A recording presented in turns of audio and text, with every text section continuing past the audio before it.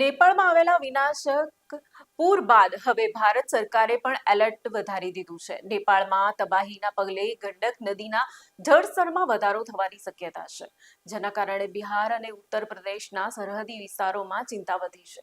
પરિસ્થિતિને લઈને કેન્દ્રીય ગૃહમંત્રી અમિત શાહે બિહારના મુખ્યમંત્રી સમ્રાટ ચૌધરીને ઉત્તર પ્રદેશના મુખ્યમંત્રી યોગી આદિત્યનાથ સાથે ફોનમાં વાત કરી. અમિત શાહ બંને રાજ્યોમાં સ્થિતિ અને સંભવિત અસર અંગે માહિતી મેળવી અને કેન્દ્ર તરફથી સંપૂર્ણ સહયોગની ખાતરી આપી.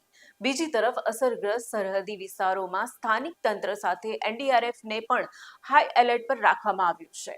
બિહારમાં ગંડક બેરેજના તમામ 36 દરવાજા ખોલીને પાણીના પ્રવાહ પર નજર રાખવામાં આવી રહી છે. સંવેદનશીલ વિસ્તારોમાં લોકોને સલામત સ્થળે ખસેડવાની કામગીરી પણ શરૂ કરવામાં આવી છે.